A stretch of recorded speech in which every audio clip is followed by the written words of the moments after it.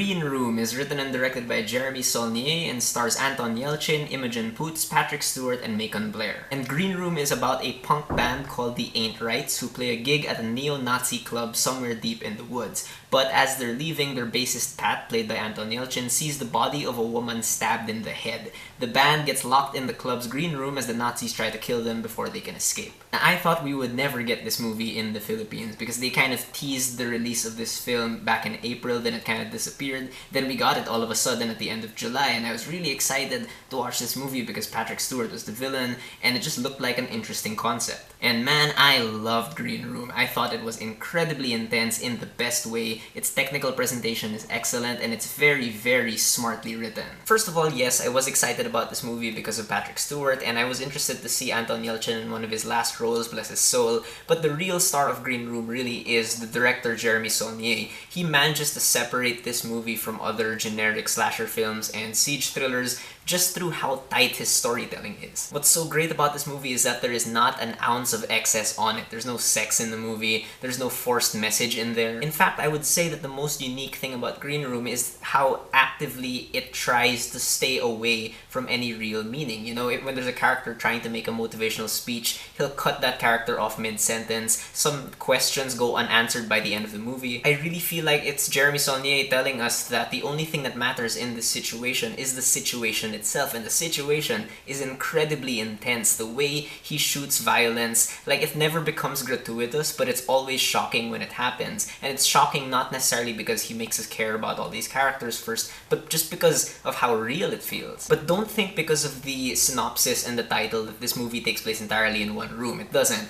You know, he makes really good use of the venue. I mean, you really get to see the point of view as well of the antagonists, which I thought was really interesting. And overall, Green Room has this really unique tone that kind of blends together horror and this interesting, like, melancholy. I gotta talk about the editing in Green Room as well. The editing here is done by Julia Block, and she manages to just infuse genuine terror into the scenes where they're just kind of walking around the club because you don't know what's gonna come around the corner.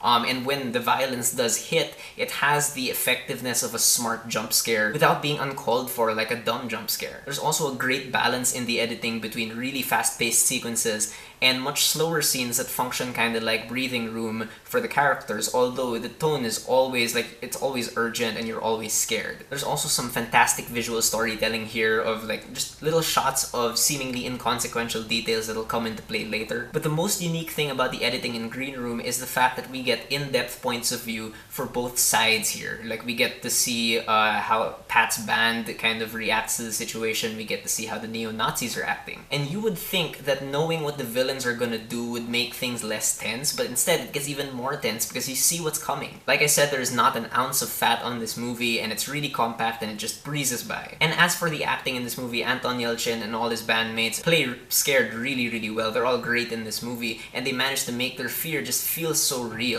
And I'm not sure if they're the ones really playing the music in the movie, but they play the music convincingly, like in a raw way. And Patrick Stewart is great, of course, as this character who's really menacing in his silence, but interestingly only really explodes when he's with his men. So that's a really interesting dynamic that Patrick Stewart is able to bring to life. In fact, all the actors who play neo-Nazis really make them come across as human beings. I mean, they're still terrible human beings, but they're not caricatures. Macon Blair especially plays this guy who's kind of reluctant about all this stuff, and he really kind of gives you like a sense of history of this character just through his facial expressions sometimes. But my favorite performance in this movie has to be from Imogen Poots. Her character is somewhere in the middle. She's not really a neo-Nazi, but she's not with Pat's band either, and she reminds us constantly throughout her performance that, you know, she's not really friends with anybody and she just wants to survive. What's so great about this whole cast is that all the actors really seem to eschew stereotypical horror mannerisms. You know, there are no scream queens here and no one does anything stupid. They just feel so real. And the cinematography in this movie by Sean Porter is phenomenal. The scenes he shoots here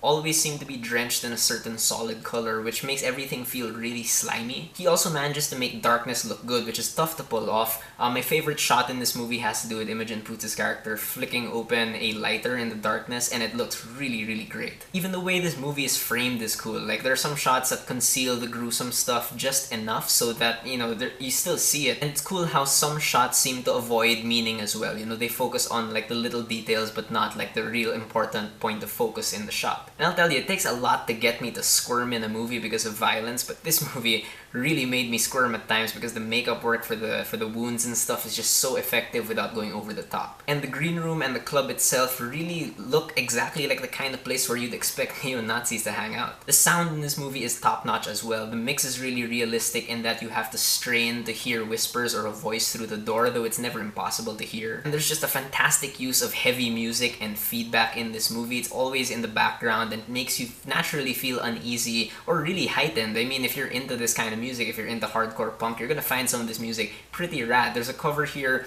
of Nazi Punks Fuck Off by Dead Kennedys that's really cool. But anyway, this movie has an even better use of silence because you're so used to hearing this heavy music and this feedback that when things go quiet, you get even more scared. Green Room has an extremely straightforward plot, but it maximizes its limited setting and really fleshes out the setting's personality. And when I said the writing was smart, I meant it was smart in that it intricately plants little details that will be used later on, so the entire thing really comes together and feels really tight. And just watching the dynamic among all the characters is super interesting because they don't always go how you might expect them to go. And like I said, none of the characters here are stupid. Like, they're all very resourceful, but they're always scared, so again, they just feel real. If I have any issues with Green Room, for one, it's the fact that while I still cared about the fate of the protagonists, I wish they were set up just a bit more so I could differentiate them from each other by personality, not just by actor. And there's a moment that happens where some neo-Nazis make a decision that I really don't think they would have made. They portray them as too ruthless to do this sort of thing. But overall, I thought Green Room was a great movie, man.